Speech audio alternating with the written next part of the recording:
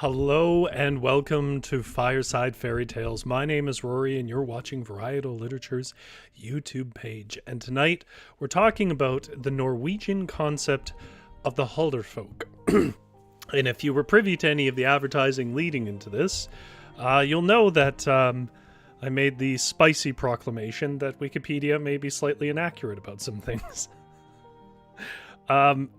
I'll say more on that in a minute, but if you do not care about any of that and you just want to get to stories, if you're not watching it live, down in the description below there will be timestamps that take you to the stories that I'm going to read live tonight. Although I think there is a reason to listen to the introduction, because as a part of the introduction I'm going to explain two of the stories that we're reading tonight, at least one, probably two, are framed a little differently than usual, and I'm going to explain that frame in my introduction, so it might be worth it to you, but if you don't care, you don't care, that's okay. Everyone in the chat, if you are here live, you can join the live chat and participate in the discussion there, is saying hello, but I must say, and I did not forget, happy belated birthday, Witchery.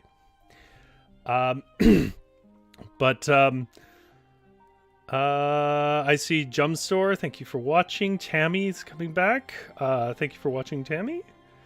Genera, you're here early. Hello. Zombie Wolf is saying it got quite cold. It got quite cold here as well. And good evening, Zombie Wolf.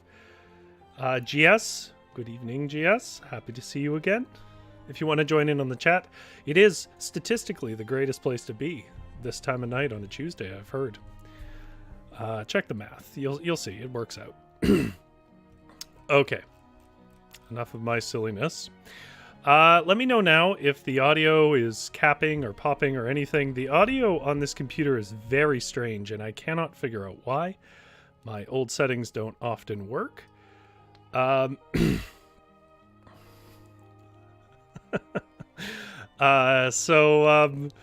They're just talking about silliness. I'm going to stay on track because I have a lot of things to get through today, and I don't want to go too long for folks. Okay. So let's start from the beginning here and talk a little bit about what Hulder Folk is, or Hulder Folk, rather, are, and just briefly brush on what my issue is with Wikipedia account of these folk. Before I get into the definition of it, before I get into any definition of it ever, of any creature in folklore, let me open with my standard disclaimer. If you are new to folklore or fairy tales, or you've only sort of encountered them in certain settings, folklore and fairy tales does not have a canon. What it is it's a collection of sort of hearsay accounts from various people, probably much of it invented or embellished upon, some of it probably more sincerely told. It's up to you how much you believe in any of it. I certainly don't judge people who do take it seriously. But nonetheless, folklore doesn't have canon the way like a modern fantasy novel does. And so when you get around to what is Hulder, for example, who are the Hulder Folk, there isn't really going to be a clear answer. There isn't going to be a stable, static definition of such a thing, because they are kind of whatever that particular regional experience says they are, and whatever version of the twist tales they've heard, and there's just enormous amounts of contradiction. You know, even what is a dragon is extremely varied. So with that in mind, the fact that the Wikipedia for Hulder opens with a very straightforward assertion that, and I'm going from memory here, they are seductive forest creatures, is weird. It also goes on to say that they are explicitly female, which I can't find any evidence of that outside of what they sort of cite on Wikipedia, but it wasn't compelling, I'll say that. That isn't really what I've seen So we're going to go through the stories. I'm not really going to make a point-by-point takedown here or whatever. We're going to go through the stories, which are recently translated to English from various 19th century 19th century Norwegian folklorists, most notably Asbjørnsen and Moe, who are mentioned in that article on Wikipedia as a source, though I don't think that supports some of the things it says, and so on and so forth. I do want to say offhand, though, that I don't have any issue with Wikipedia overall. I actually think a lot of people are too hard on it. I think that it is done more good for truth than it's done harm. I think that it, in its early days, was a little bit more messy, and that defined a reputation that follows it to this day that isn't necessarily earned anymore. But I will say, I was a little surprised when I stumbled on it. So I'm going to do my best to give you an understanding of at least Norwegian Hulder Folk. As I've learned from people like Simon Roy Hughes, who was our translator of our tales tonight, and just my own research and experience with reading this stuff. But I'm not a scholar, so feel free to let me know when I get things wrong. So the Hulder Folk are actually, even before I discovered that page, one of the most difficult topics I've had to capture. I've sort of planned to do something on them for like a year. I know it would be simple enough to say that it's the Nordic version of the good people in Celtic lore, which is a sort of smattering of various fae-type creatures. And that certainly is true enough, but not true entirely, if that makes sense. The Hulder Folk have a lot of strange nuances that make them a slippery topic. And I won't attempt to summarize all that here. I'm going to read you the tales and you can decide what you make of them. But in brief, the Hulder Folk are spirits of nature, often living in mounds, often looking uncanny in some regard, although very just about equally as often being beautiful, often invisible unless you do certain things, and sometimes none of this applies.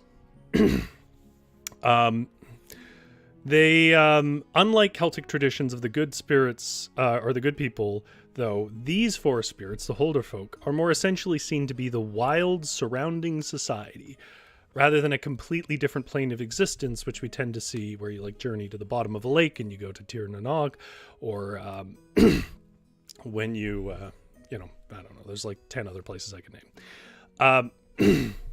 Rather, they just seem to be of the wilds of nature, although uncanny in their abilities. However, like the good people, and this does come to matter, they are posed in contrast to Christian folk. Not always directly in opposition, though sometimes, but at least in contrast. They are not the Christian folk.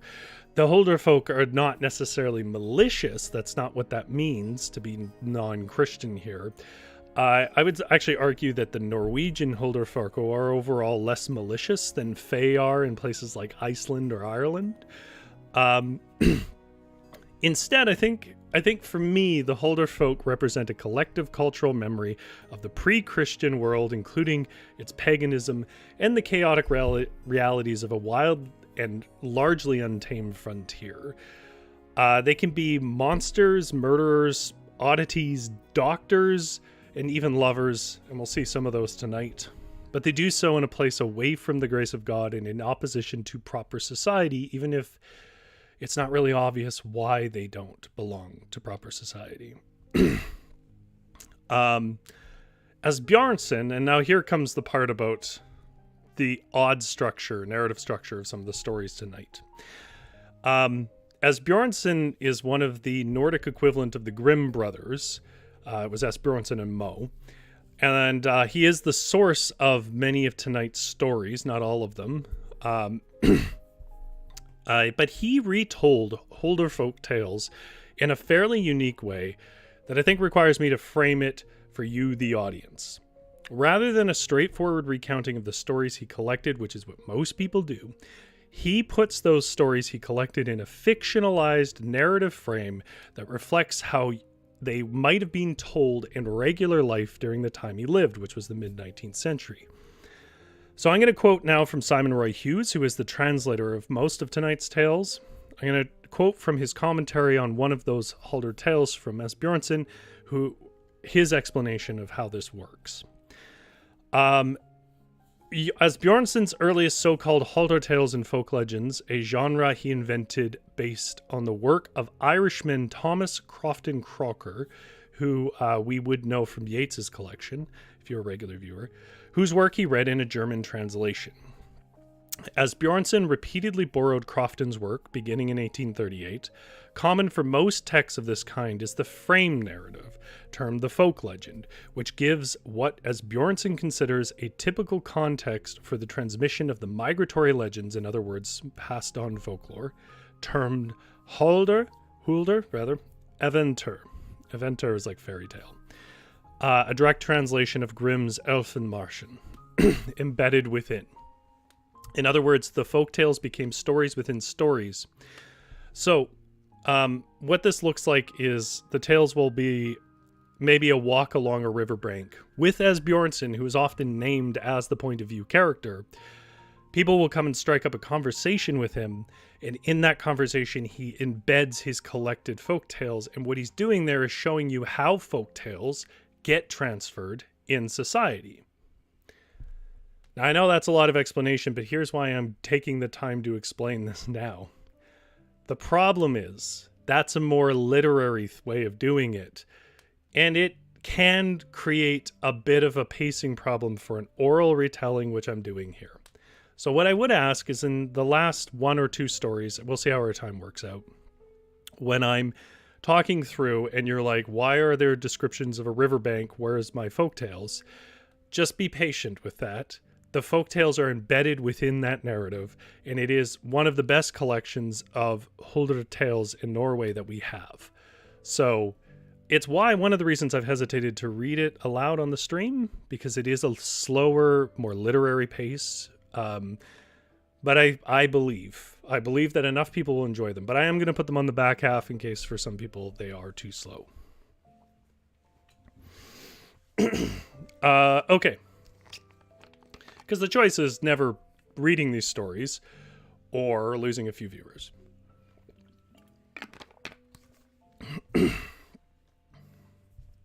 So, I keep saying one or two because I don't know if we're going to have time for all the stories I picked. I kind of had a wealth of stories here. But we are going to start tonight with a story from Asbjørnsen and Moe's collection. That's a pretty straightforward folk tale style. This doesn't have his narrative frame. This is more what we're accustomed to. It also covers a theme, I guess, if you will, a motif, a trope that we've seen several times before.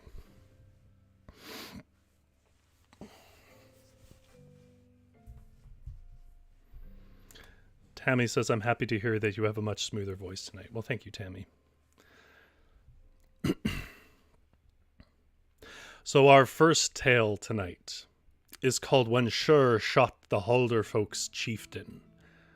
And it comes to us recently translated by Simon Roy Hughes, who has now translated all the works of Asbjørnsen and Moe, and will be publishing them this year, he promises me. But if you want to support him, I will have a link down below to his page of his other translations, one of which I'm going to read from tonight, which is called Rengalehorn by Regine Normann. But this story is called When Sjur Shot the Hulder Folk's Chieftain.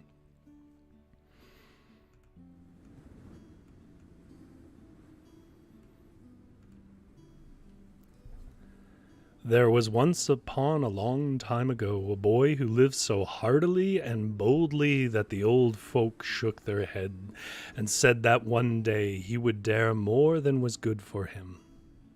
This young boy was called Sjur, and he inherited his father's farm early.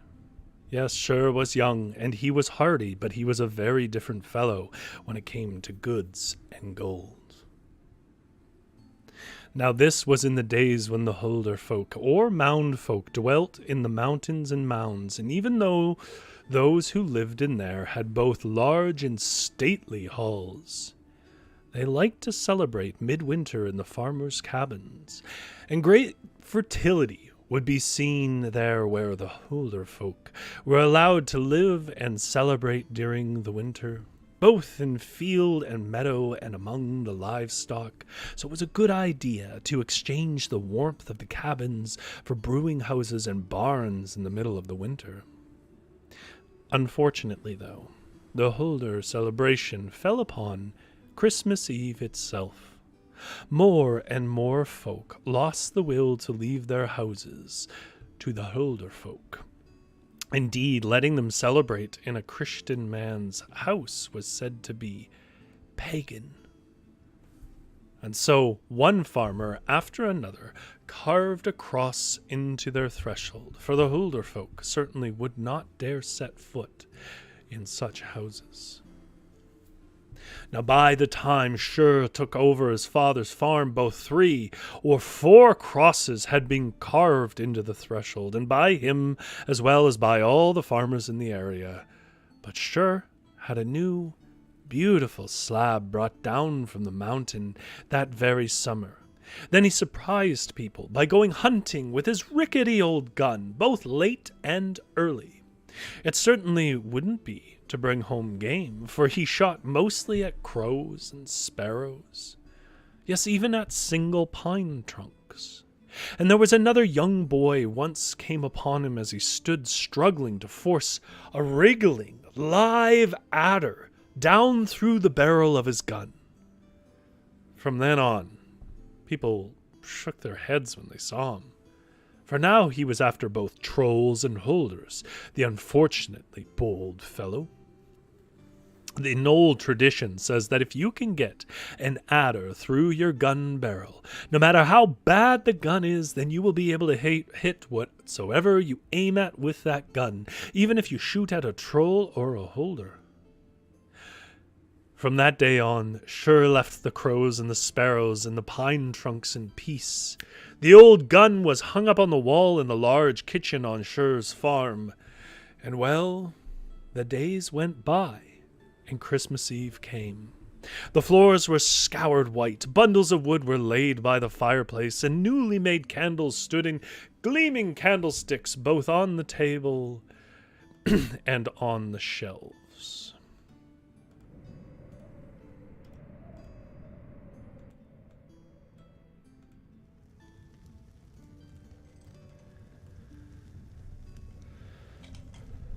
Then the farmers on the surrounding farms carved crosses into their thresholds, but Sjur carved no cross in this threshold. Indeed, no. He let the farm boy and the maid go to spend the holidays with their relatives. He himself would look after the cattle and then invite a neighbor over on the day itself, he said.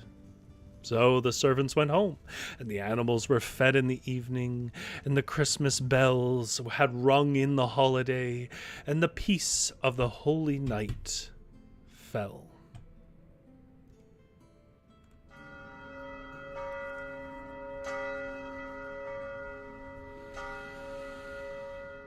Then Sjur crept back into his cabin, took that rickety old gun down from the wall, and lay down behind a pile of firewood by the fireplace.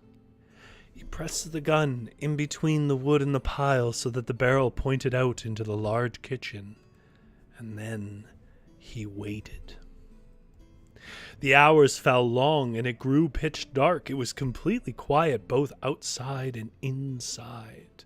It was far from surprising that Sjur at length dropped off a bit. Then he jumped and was suddenly fully awake. For a curious light lay across the large kitchen, shining in from inside the parlor. And a table was set all the way from the kitchen windows through the door and all the way into the innermost corner of the parlor.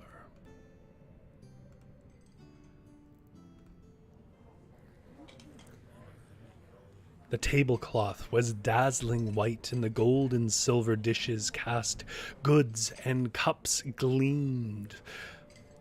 Lefses lay in a piles on plates, and roast ribs sat steaming in large golden vessels. Busy small nieces poured mead and foaming beer. That's basically goblins. It's not, but that's the best we're going to do in comparison here. And around the table sat the merry company, toasting and cheering.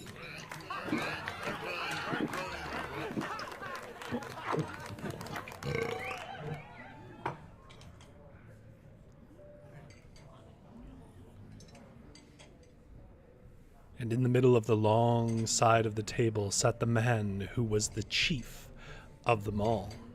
And by his side sat the most beautiful Hulder girl of all the beautiful girls present. The young Hulder talked and laughed a lot, showing her deep dimples and her strong white teeth. Remarkably, she reminded Sjur of a girl he had long had a good eye for, a girl from the north end of the valley. He didn't dare let his gaze linger on her for long, for didn't he have precisely everything he had longed for right here in front of him? Wasn't the table laden with silver and with gold, and weren't the guests wearing jewelry, the like of which had not been seen by any earthly eye?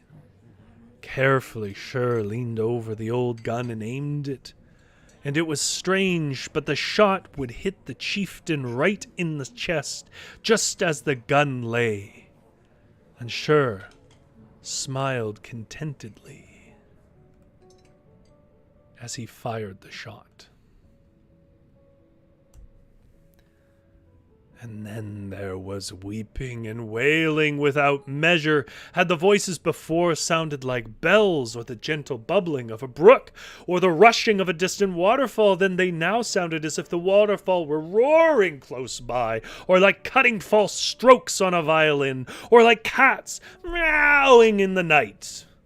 Sjur had hit his mark. The chieftain had fallen, and sobbing, the beautiful young Hulder threw herself over him, and all the guests had risen from the table and gathered around the two. Then 4 strong men lifted the fallen one between them and carried their chieftain towards the door, and the whole company followed with weeping and lamentation.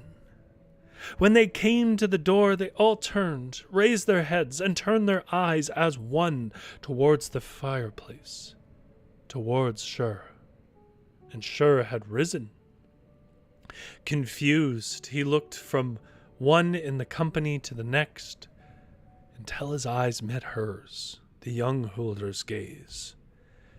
And truly, she was like the young girl from the north end of the valley, but the grief he read in her eyes was so deep, so burning, that it cut him to the quick. Now, when the door closed after the company, it suddenly turned pitch dark in the parlor. For a long time, Sjur remained standing in awe. Then he pulled himself together, took his fire steel out, and lit the tallow candle on the mantelshelf. He looked around in astonishment. Between the windows stood nothing but the scoured table that usually stood there. He didn't see the table from the kitchen windows all the way into the parlor. And on the scoured floor, however, lay 2 or 3 strange silver castings. And on the bench by the door he glimpsed a couple of beautiful dishes, full of potatoes and ribs. Though now, when he took a better look, the plates were full of stones and debris, rusty old nails. But the plates themselves were good enough, and so the silver castings. So were the silver castings. They are still in Sjur's family and are inherited from father to son, together with the farm. Silver and gold seems to follow the owners of the farm too, but one thing is sure. The owners of this farm have never really known happiness in love. Sjur did not win the girl to the north of the village, she who had such a striking resemblance to the Hulder girl. And the subsequent owners, well, they never won the girls they loved the most either.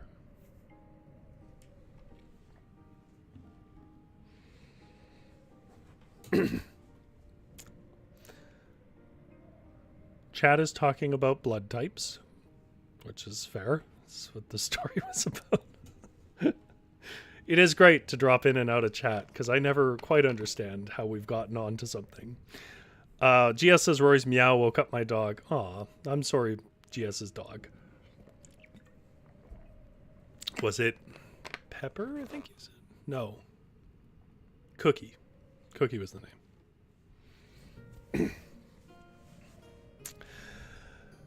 So what do we get there as far as how Hulder look? Well, the first thing we see with the Hulder is that they are not necessarily female. They're not necessarily being seductive. So right off there. But also we notice that they are complex. Like, they are described as not being Christian here, but they're also not the villains of the piece. You know, they don't come into Christian households. They come into households that invite them. It's not clear why they were ever invited. But we see stories like this. We've seen stories like this several times, actually, from different cultures, Iceland, Germany, and so on, of on Christmas Eve, creatures of the Fae or you know, of the other worlds coming in and feasting in a house. Sometimes they're quite violent. I mean, the story that we saw last month in Iceland, they killed the person's dog and would eat anybody or kill anybody in the house in brutal ways. But here it's much more peaceful until the human does something, which I think is quite interesting.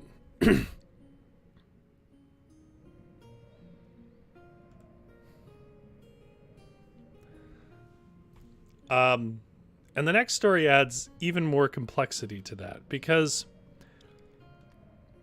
and I am quite curious, I have a little bit of a frame for this, but I am quite curious what chat thinks of this tale, because it offers a complexity to an idea.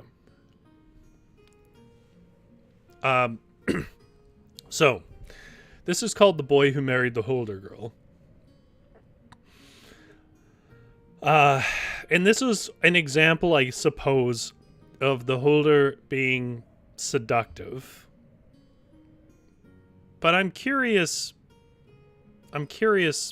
how you feel about that framing of it. Because I feel like that might be a bit of an unfair way of describing them.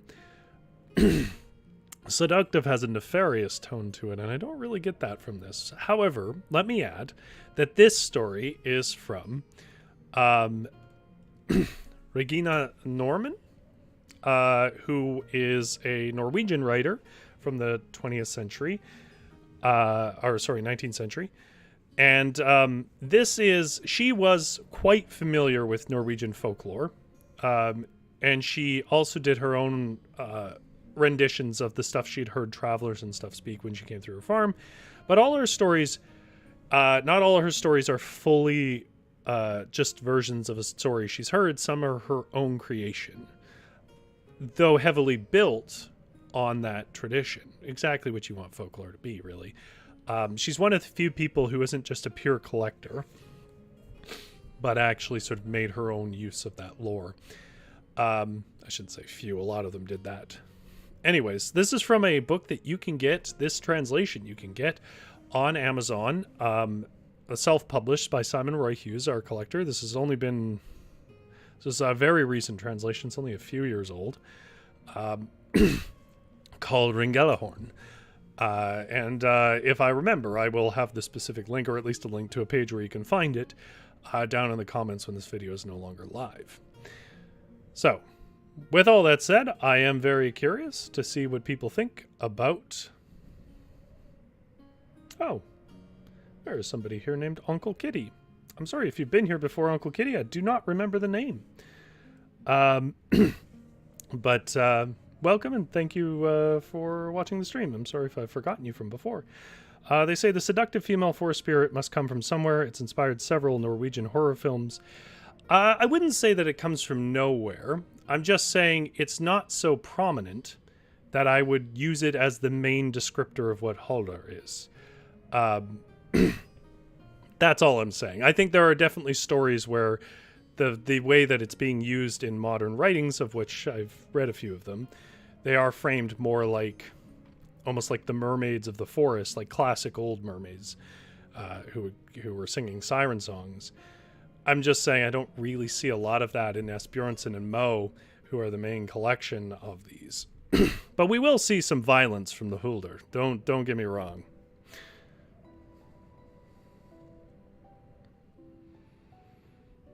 Jumpstory says, "Hey Rory, completely off topic. Have you read The Boy Who Found Fear at last yet?" I have, and I realized I have read it before. I think maybe in my first year on the stream.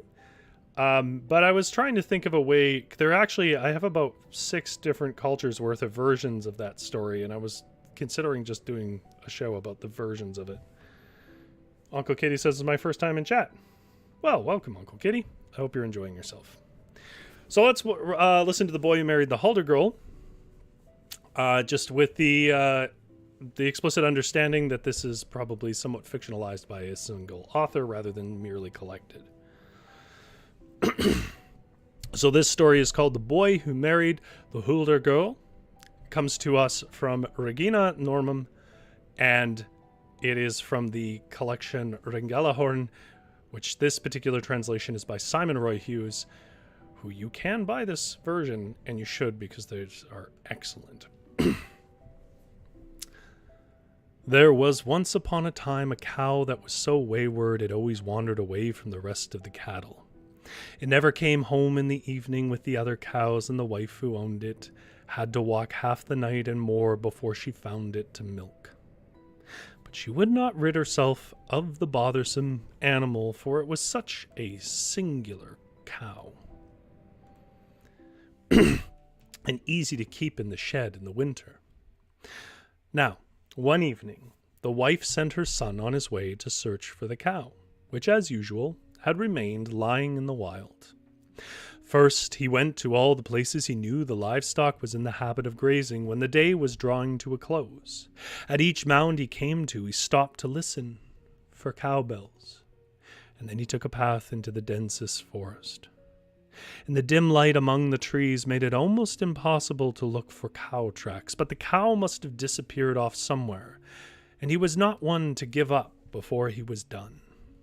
As he walked, calling and searching, he came to a green clearing he hadn't known about.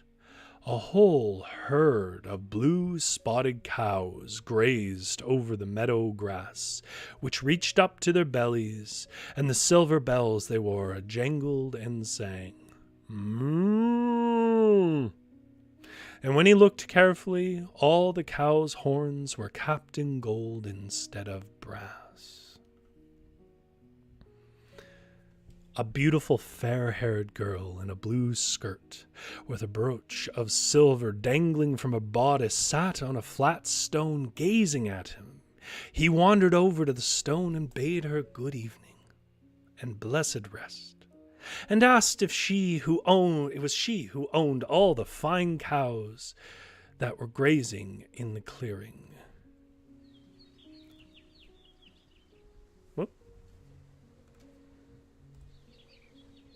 "No, they are my mother's," replied the girl, "but to get them to yield as much as possible, we let them graze all the time while the summer lasts.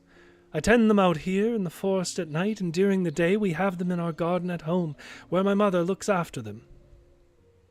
"Wouldn't you rather sit than stand?" she asked, making room for herself beside herself on the stone, rather. The boy did not wait to be asked a second time. He sat close beside the beautiful girl, and when they had sat a while, he asked her if she might have seen a strange cow amongst her livestock.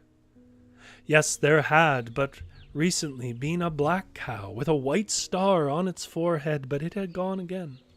She said, "But you can't stay here and help me tend the cows until it grows light?" she begged. "It's so gloomy to be alone in the forest at night." Well, of course he could do that. And so they remained sitting where they sat, talking together until the day dawned and the eye of the sun rose above the treetops. Then he helped her gather livestock together and chase it to the pasture on the home farm. And when this was done, the girl asked him to come in and have something to eat after all their night watching. And she skipped before him to a sheer mountain wall. And there a door stood open, and the boy came into a large whitewashed chicken with freshly hewn juniper branches on the floor. All the vessels and ladles and stirs were of gold, as well as the cake tins that hung for decorations on the walls, and the beer tankards and the plates on the plate rack. And in the cool corner by the fire pit sat a pleasant wife, spinning golden thread on a spinning wheel of pure gold. Well, she rose from the spinning wheel and laid her apron, which she had worn across her lap while she was spinning, over the wool basket.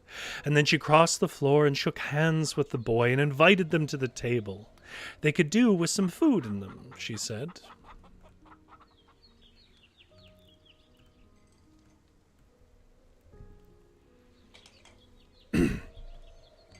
Boy did as he was bidden, and he'd never seen such a sumptuous spread of good food and good drink. He ate both well and at length, and when the meal was finished, he began to take his leave and bid them farewell. But the Hulder wife said that he needn't be in such a hurry to set off. Couldn't he stay with her for, I don't know, a year, and help with the herding? She was beginning to grow old and stiff-legged, and was of little use when flying after the silly cows, and the help of strangers was not to be found. He would have $300 as wages, if only he would be so good as to stay now. And he would have a new vaudeville suit and new boots when the year was over. Well, the boy had just reached the age at which he was expected to earn his keep, and so he thought that he may just as well go into service with the Hulder as anywhere else, and so he bound himself for a year. I'm going to have my drink of water.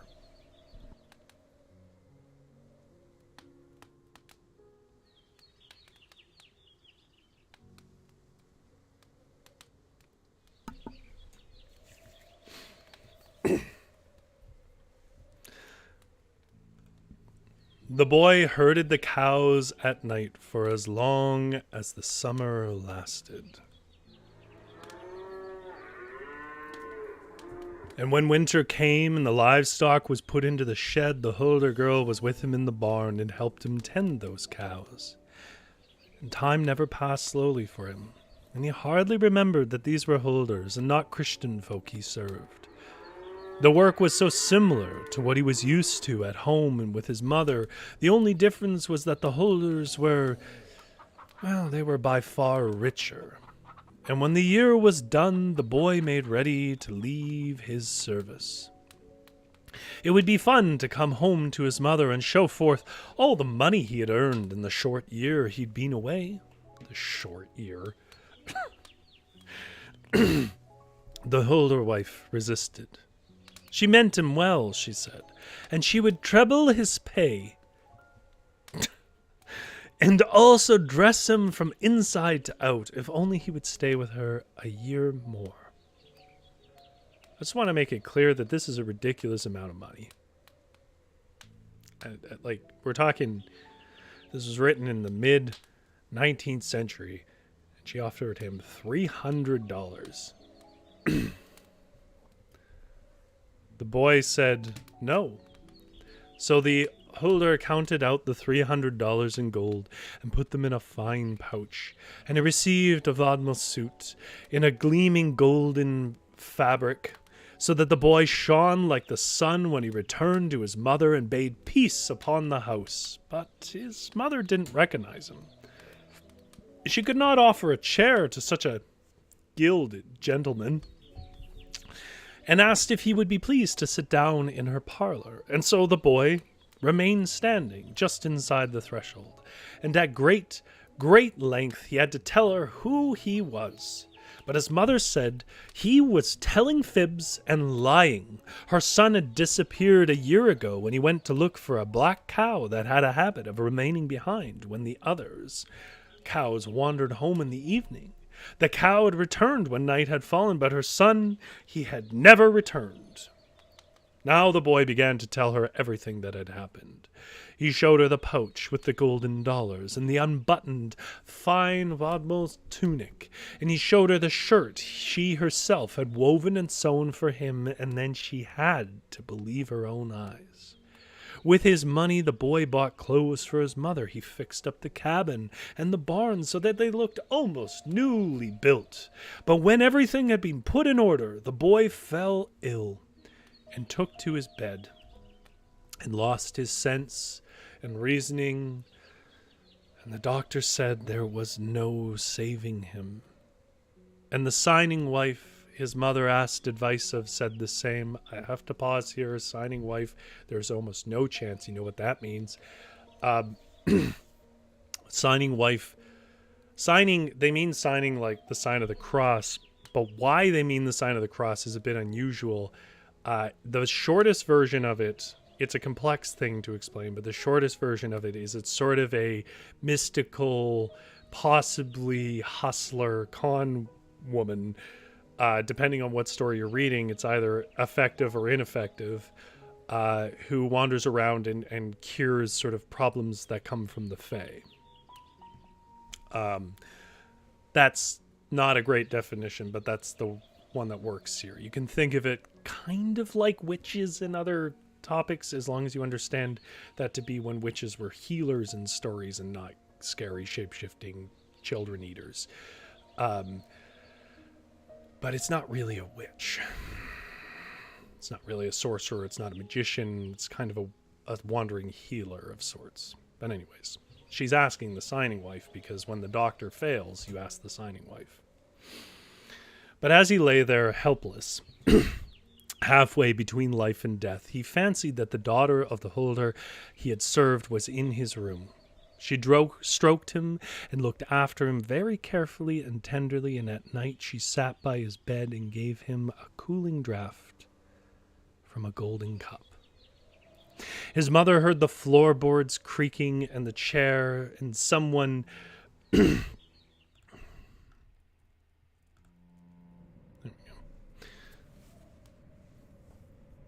touching the door latch, but she thought it was dead friends who'd come to accompany her son to the Valley of Shadows, to the throne of our Lord. But the boy, he did not die.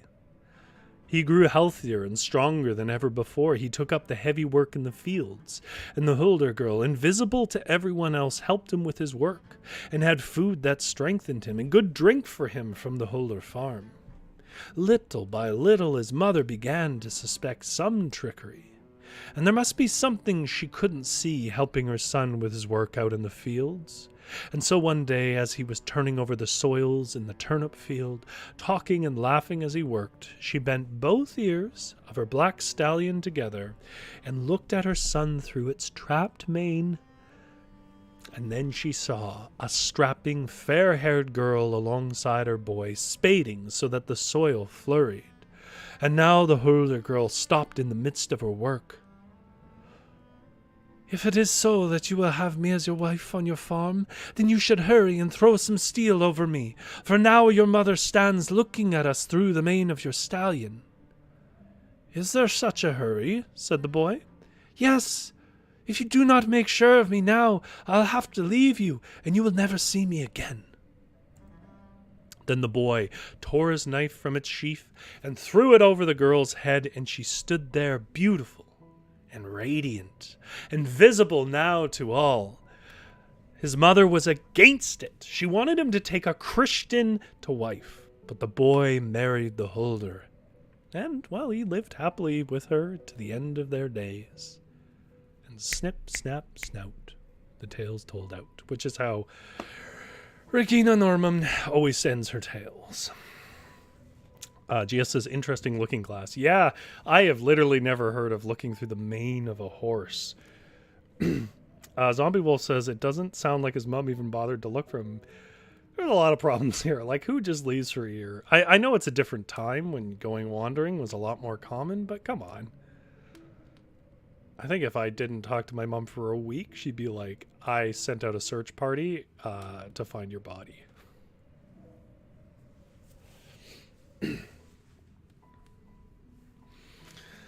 All right. Now, believe it or not, we have a good deal of story left. I felt like the Hulder is a hard one to cover because, as you can see, this is a pretty broad range of things.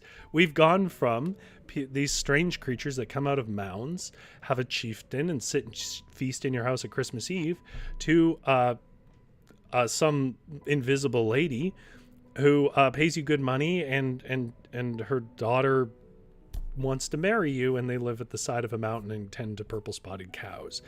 The range here is broad.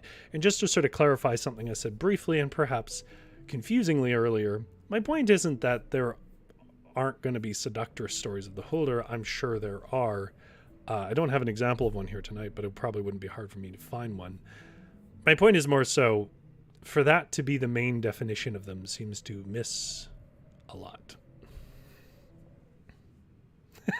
Jump Store says, holy crap, Rory, do we have the same mother? Zombie Wolf says, my mom wouldn't have even waited for the day to end. Well, I don't live with my mother so anymore. I think if I was younger, that would have been the case for sure. Anyways. Now we're going to get to those weirdly framed stories that I was talking about earlier. Some of you might not have paid attention. That's totally fine. This isn't school. But just so you know, this is one story, and we'll see how we do. For some reason, sitting today is making my hip hurt, which is the most old man thing I've ever said. But I actually think it's from maybe overstretching in yoga, which isn't an old man thing to say, but it is a very Vancouver thing to say. But this, just to briefly remind you, will have tales embedded within tales, one larger narrative. And the point of that is, well, there's a few reasons why Asbjørnsen is doing that here, but I think actually the coolest reason Asbjørnsen is doing this is so that you, modern readers, specifically you people out there today, understand the situations under which this tales that I read on this show normally were transmitted. And I think that would help you understand why there's so much variation and why any attempt to try and assign a canon to the mythical creatures that are the subject of these tales is a waste of time. Oh. Uncle Kitty says, there's lots of stories of the Fae tying knots in horses' manes. That's true. Yeah. And in hair. Specifically a Norwegian mythos about... I'm not Norwegian, but my blood is Norwegian. And so this matters here. My hair is Norwegian hair. And let me tell you, if I don't comb it 9 times a day, it turns into dreadlocks. And those dreadlocks used to be called... I'm not going to embarrass myself and mispronounce it. I can see the word in my mind, but basically elf locks. And it's the same idea as that. It's the fae of the Norwegian traditions come and tie knots in your hair at night.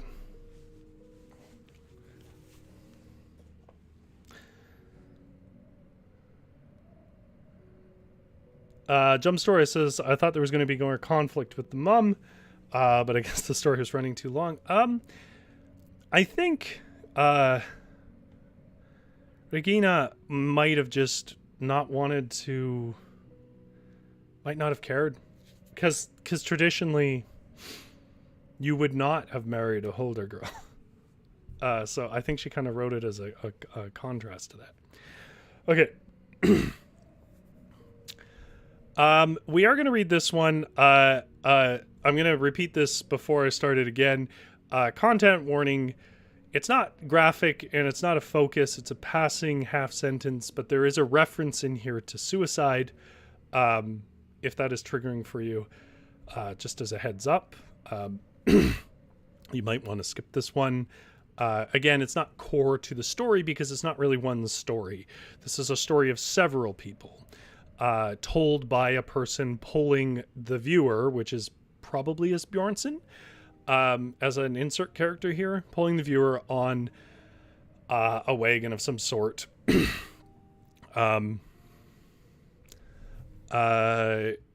And telling him about this sort of strange family, who is, to my surprise, a real family who still apparently lives in this area, which is wild. Imagine that.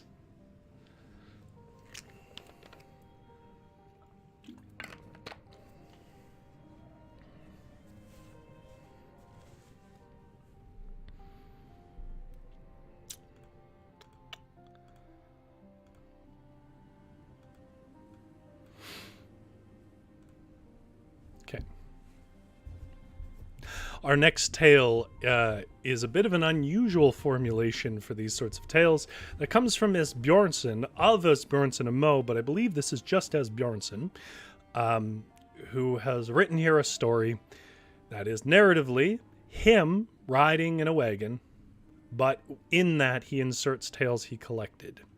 And it is called Lunde-kin, which is about a real family from a real place.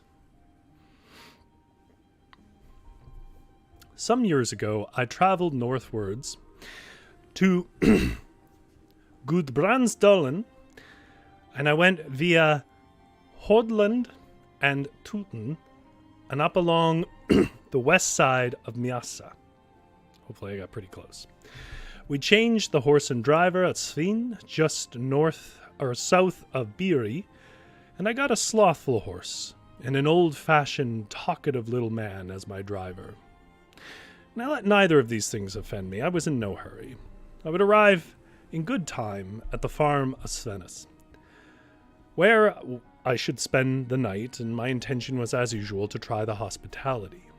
Besides, it was a lovely spring evening. The sunlight glittered and flashed across Mjøsa, coloring the evening clouds and playing among the young foliage. The hills at Folklore, which closed off any view northwards, grew darker and darker until at last they stood deep blue and violet in the evening sun, whilst on the other side of the lake the prosperous village of Ringsaker lay in golden sunlight. When we had come some way past Kramroden, the horse had an impulse to stop halfway up a hill. Nearly directly before us lay Biri church, and to the left, a little farther away, a farm, and it stood on a rise, and beneath it lay a dark hill. Now I don't remember its name, so I asked for it. "That's Lunde," said the man. "It's strange you didn't know that. As well as you know these parts, I suppose you heard talk of Lunde blood and Lunde folly. These are all well-known terms at Biri, you see." No, I had no knowledge of this, so I asked him to tell, and he was soon willing to do so. "At Lunde, yes," he began. "Folk have always been strange there. They've always been completely different from other folk, and they say the Hulder Folk dwell there. Lunde blood and Lunde folly have therefore become commonplace terms here in Biri. There was once a wife called Åsa at Lunde. She disappeared when she was confined, and in her stead lay an alder stump in the bed. Since that time it has been a custom to stab knives above all the doors from the moment an expecting mother goes into labor, so that such enchantment won't come near. For it was the subterraneans who took her." Gotta pause for a second. Subterraneans is very often used as another word for the Hulder Folk, because they often live in mounds. "They'd been after her for a while, too. At her betrothal feast in Lear, they took her and placed her head down in a wash tub, but there were so many folk out in the fields that no harm came to her. And then they heard from over in the mound by the Stabur, I think more, that it was, that's a barn where you store stuff. Stabur. that it was because she had no engagement ring. Since that time, even a poor girl who has a pauper boy wears an engagement ring. Åsa's son was called Dagfinn, and he was really something to behold. He was so tight and miserly, there was no end to it. If he would chop wood, then he would place the block by the kitchen door and tell the paupers, "Don't go in, for my wife is so tight and so miserly that you'll get nothing from her." But it wasn't true. Eli was a kind wife, but a grievance end came to him, for he hanged himself in a birch close by the cabin wall. The stump of the birch is still there. This Dagfinn had 3 children, and they were called Åsa. I just realized it's cutting off a bit. A second. Per and Amund. Amund is still alive today. Well, there have never been worse folk, I suppose. Åsa, she was skinny and terribly ugly, and that she could have scared the devil witless. She lay for the most part in a grain box in the stabur. Yes, the Rittmeister knows well enough, for when he once went to look at the harvest, he happened to open the lid, and she stuck out her dry claw just like a hawk's claw and snapped the lid shut again right in front of his nose. Per was pure Hulder. He used to stamp small tracks all across his fields with a hoe, and pull up raspberry stalks and strawberry blossoms so that folk and children wouldn't come to gather berries. In the summer he used to wander around the hills and in the mountains looking at the horses, for he knew all the horses there were in the village and many from other villages too. He always had good stout horses, but he never broke them in until they were 6-7 years old. Then he'd take them to the forest, fell a large spruce, and let them drag it home. Then they grew placid, you know. And he also had a strange habit when it came to selling a horse or a cow. He drilled a hole in the wall of the stall, plugged a tuft of hair fast in the hole, and chased the animal so that the tuft remained behind. He did this so that he wouldn't take the good fortune from the farm. They wouldn't. And the whole of the south wall is full of plugs from tufts of tails, even today. Per Lunde was often around the church, but he never went in unless he was at the altar. And while the congregation listened to the word of God, he went around in the paddocks, whispering to the horses. And when they knelt before the altar, he crept down into the crypt and sat there until they went forward. And as soon as he had received the sacrament, he went back to the crypt until the congregation had left the church. Per Lunde was all for tarring everything. He tarred himself on occasion, and he tarred all the meat in the stabur, then stuck shoemaker's needles all over it. And when he was dead, there was a whole stabur left after him, full of wool and uncrocheted flax, meat and butter that was many years old, as rancid and as bitter as gall. And he had nailed shut the stabur, and closed it with plough chains on every side. Yes, he was a strange fellow, was Per, for once when the old sheriff was still alive, he came to him and gave him a horseshoe as fresh food. He died soon after, but he didn't suffer a violent death, as folk believe. Amund inherited the farm after him, and is still alive. He's the fairest of them all. He's been out among folk. He served as a dragoon for Bratar. But he's a great fat body, and he's as pale of face as a corpse.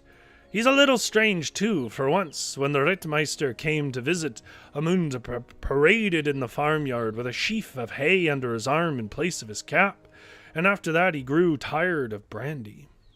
He used to drink a couple of bottles a day, they said. One year he began to drink red wine, but he stopped, for he found the wine too sour, and now he drinks 4 flasks of coffee a day, and otherwise lives in the hot sauna, wraps himself in bear skins. In the summer he dresses all the warmer it is, the more clothes he puts on. Then there's old Åsa Lunde. A long time after she disappeared, Hans Sigstad went looking for his horses on Sigstadmoen. And before he knew where he was, he came to the Doomstones, and then he was in a place he'd never seen before, as fine as a palace. A wife went around inside cleaning, and he thought he ought to know her, but he was no good at remembering where he'd seen her before. "Don't you know me?" she said.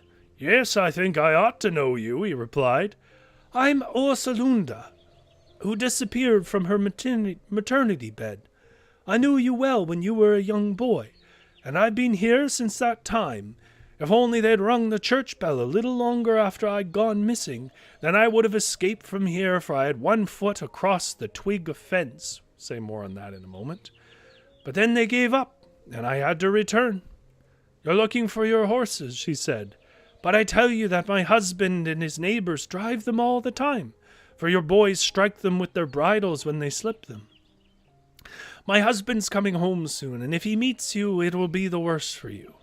Then this Sigstad left, and he found his horses soon afterwards, and no one has ever heard or seen of Orsalunda since. But if she is not dead, then she still lives well, dwelling in the Hulder Palace by the Doomstones on Sigstadmoen. The shadows grew longer and longer over the Biris side, and the Miasa wind soughed and whispered in the treetops, and the evening grew cool. The last part of the journey went quickly, and at Svennis I heard that it was true that Perlunda had given the old sheriff a horseshoe as fresh food, and plugged the tails of his horses fast in the stable wall when he should sell them. All in all, everything the driver had told me was confirmed. Okay. This line here is probably the main reason why I wanted to read this story. And I'm going to reread it. If only they had rung the church bell a little longer after I'd gone missing, then I would have escaped from here, for I had 1 foot across the twig fence. And it was Simon Roy Hughes who sort of highlighted this for me, and I'm going to read his footnote on this. The twig fence marked the boundary of the village. Beyond this fence was the wilderness, where the subterraneans held sway. I think this is probably the best summary of the Hulder folk that I can find. They're what's on the other side of the twig fence. Simon, in our discussions, mentioned the idea of them being something of a punishment, or at least a result of going against social norms. In the case of Osa, it's her lack of an engagement ring while she's giving birth to a baby, right? And for that, the subterraneans get sway over her. She's a part of the wilds now.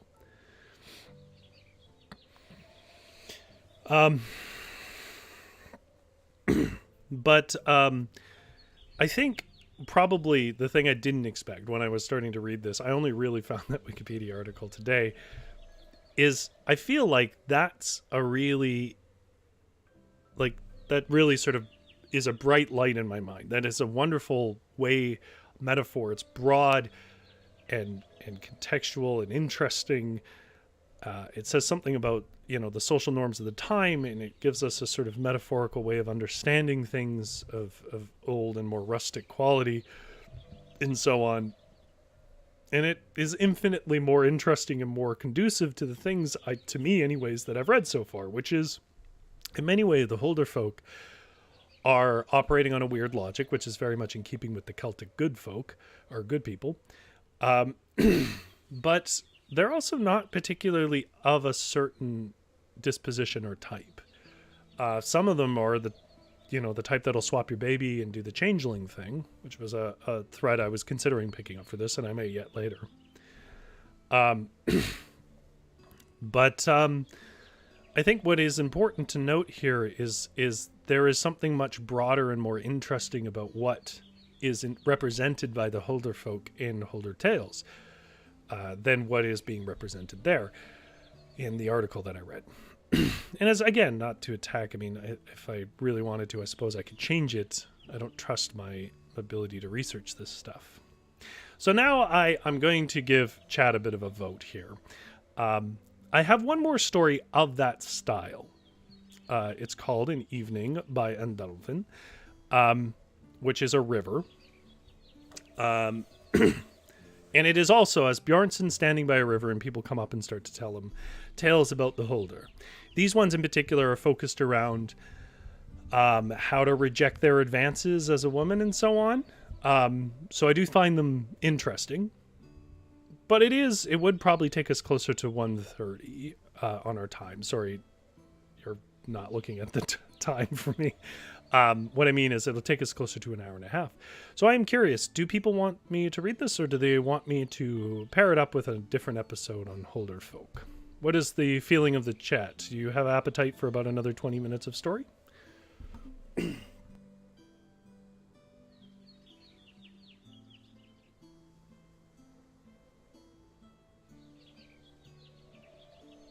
I mean, I do owe you some time from last week. Zombie Wolf says, saying even the poorest pauper gives his fiancée an engagement ring is real sus. Okay, I'm getting a lot of I saw mention of Black Pete. The votes are for always more. Let's do this. Okay.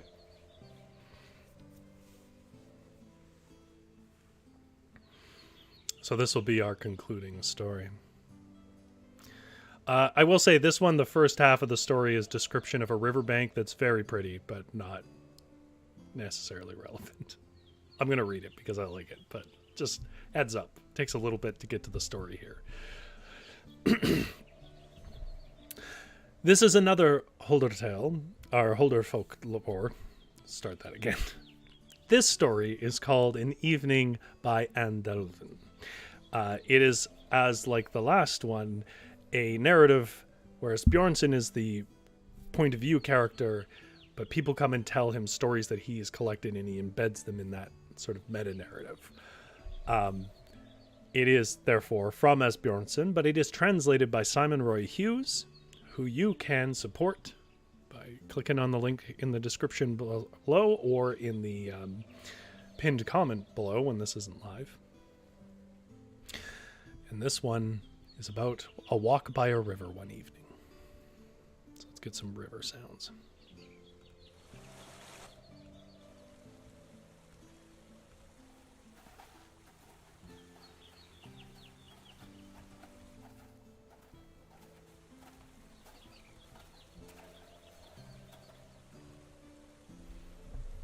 This is called An Evening by Andelven, from Asbjørnsen as translated by Simon Roy Hughes. Death and suffering, it's the beau ideal of a Scotch trout river, said a young Englishman, an acquaintance whom I'd met in Eidsvollbakken, and whom I'd brought down to the Andelven River in Borladolen, where he wanted to fish. Here we will certainly catch some trout, he continued, but the river is not as clear as it should be. Should be as clear as crystal. And do you see what spoils it here? For when I fish, I look not only for fish, but at every painterly tree reflected in the river. At every fly that flies, I listen to every bird that sings. By the way, because it's an important character feature, in the original translation, this is an Englishman who is doing sort of broken, not very good Norwegian. Well, he interpreted his enthusiasm for the surroundings in this manner, all the while assembling his fishing rod. I threw myself down in the grass with my cigar. Round about the bank the gypsy rose flowered, as did the meadwort, the harebell, the mackgrass, and the rosebay willow herb. And above me long supple boughs of birches swayed in the breeze from the river. Down by the river bank the odd forget-me-not shone blue among the sedge that grew abundantly between the stones. The river is wild here, with rapids and whirlpools, but it stops in a backwater not far below, as if remorseful for its own wildness, and Andelven, which is otherwise calm and inviting.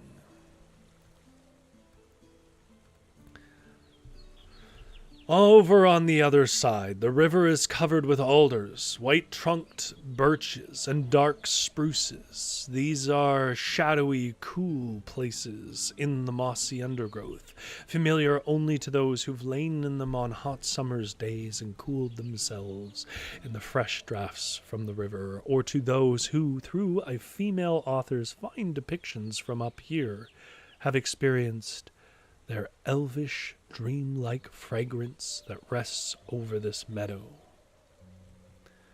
A couple of girls stood on the bridge below, looking curiously and in wonder at the strange Englishman and his artful flicks of the fishing rod.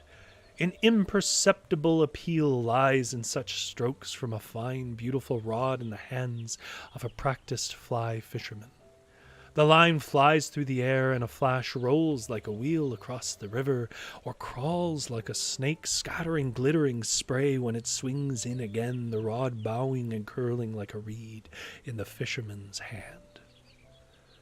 And as he moved down the river, step by step, I lay and blew clouds of tobacco up into the dancing mosquitoes against the blue sky, listening to the singing ring of the scythe, to the roar of the waterfall, and to the twittering of the birds, which grew louder and louder as the evening cooled. And I lay half dreaming when I was awakened by a clear, "Good afternoon!" A middle-aged farmer's wife stood with her knitting in her hand down on the path, looking in wonder at the fisherman and the lively movements of his rod. I returned her greeting, and she continued, "Is he fishing with a fly? Do I dare go past?" "I think you can. It's not dangerous if you keep close to the fisherman. But tell me, where are you from?" I asked, for there was something unusual about someone of her station, in both her appearance and her speech. "I live in a cabin up on the hillside east of the Vorma," she replied. "Then your name is Shirley Ann Marie. You were the nanny at the parsonage, weren't you? I've heard tell of your tales and stories." "Really? Have you indeed? You must know someone at the parsonage, then. Well, who is he, then, if I may be allowed to inquire?" she said. I revealed all, and then asked Anne-Marie to tell me something, preferably something of the Hulder, for I knew that she was used to such requests, and that I therefore need not fear refusal or have to resort to the usual tricks. "It is supposed to be dangerous to speak of the Hulder so late," she said, smiling, "for it's in the evenings and around sunset that she's most often abroad. But if you're not afraid, then I shall tell you." "Tell me," I said. "I'm not afraid of anything worse, let alone the Hulder or the invisible folk." "There was a great wedding on a farm somewhere," she began, "and a farmer should go to this wedding. And on his way to the wedding farm, as he was crossing a field, he found a milk strainer, the kind they make from cows' tails. It looked no different from a brown tuft. He picked it up, for he thought it might have been lost, that he would give it to his wife to scour platters with." This is just sort of a matted piece of the wiry hair on the tail of a cow, which apparently they used to, this is according to the footnotes, they used to put in the base of strainers after hand milking, because apparently that brings some undesirable elements that they need to strain out.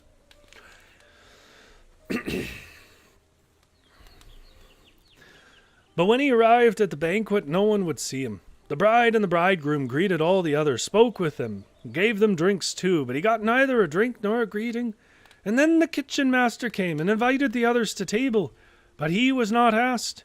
Neither did he eat anything, for he did not want to sit at the table if no one had invited him to. And then he grew angry and thought, 'I'll go home again, since no one cares about me.' When he returned home, he said, 'Good evening, I am back again.'"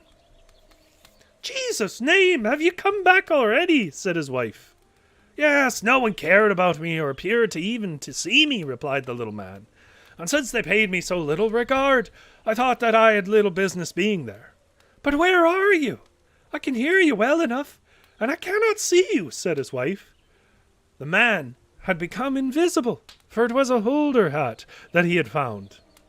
What are you talking about? Don't you see me? Have you gone mad? He said. Oh, that's right. Here's an old hair milk strainer I found in the field, he said, tossing it on the bench. And then she saw him. But the Hulder hat immediately disappeared, for he was only meant to borrow it. And then he understood how things stood. And he went back to the wedding, and they welcomed him handsomely this time, and he was given to drink and a seat at the table. If I found such a hat, Anne-Marie, I said, I would hold it more in awe. Even though our Lord has given me quite a slim figure, as you see, I could desire to make it completely invisible at times. Now, I don't know if that's a joke, because every picture I've ever seen of Asbjørnsen, he's not a slim man.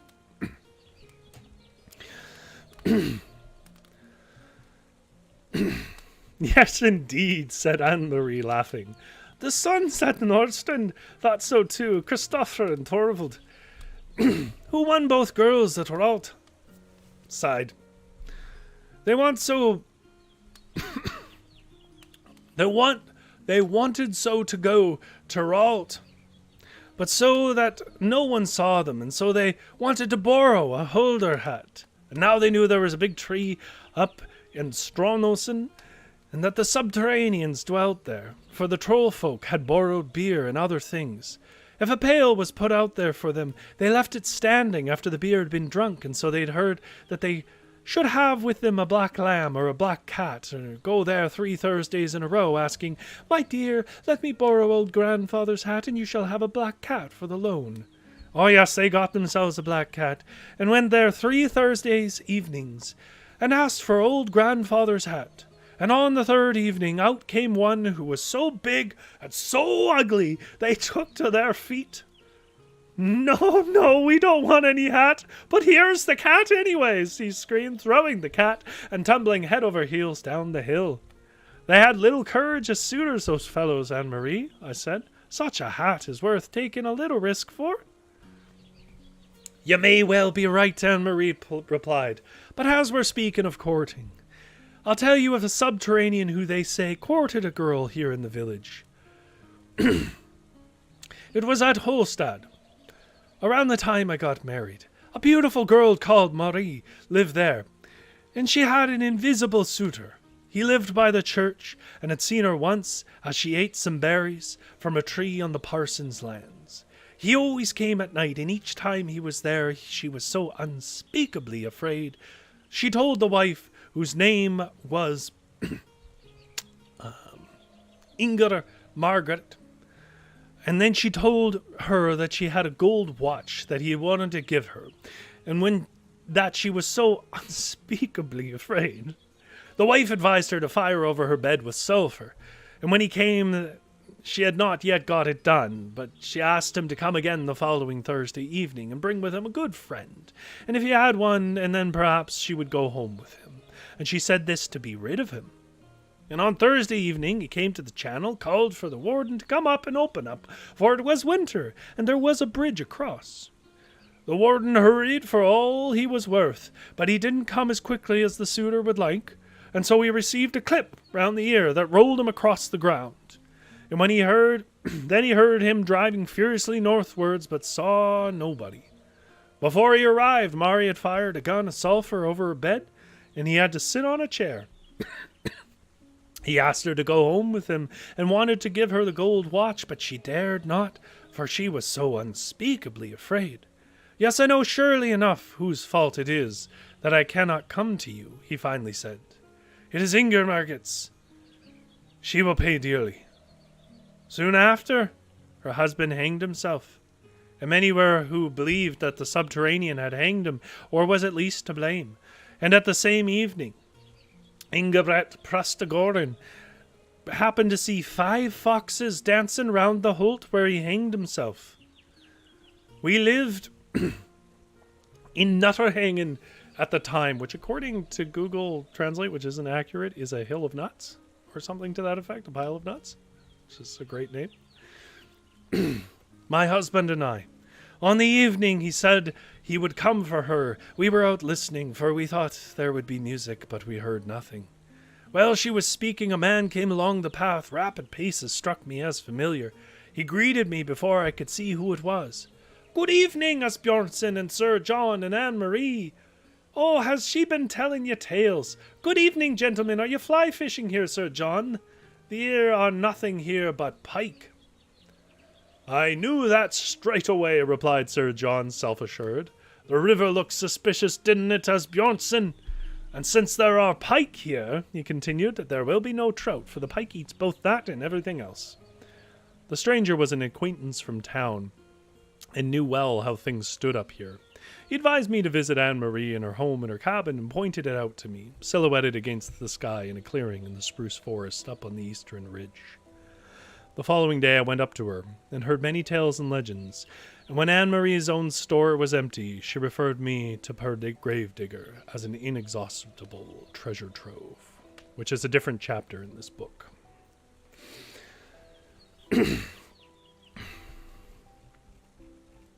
Now, exactly what is Hulder here? I mean, she refers to Hulder as she, but then goes on to tell stories about people. He refers to them as the Hulder Folk or the invisible folk, as if there may be some left out of that definition. Who are they? Well, I go back to my opening disclaimer. The biggest issue with how I think that summary on the Wikipedia, the biggest issue there, and the reason why I focused on it, is not because I specifically want a bunch of things done with that Wikipedia page. I'm indifferent, frankly, about its accuracies. Is I think it does represent a bit of a misperception people have about folklore creatures. Folklore creatures are not consistent. And I think these tales do an excellent job of showing you why. Because what Asbjørnsen is doing here again, just as a note, is he is explaining how these stories get passed. And it's like, that lady in the village, she knows some stories. She sees you on the bank of the river and you go, come tell me a story, Anne-Marie.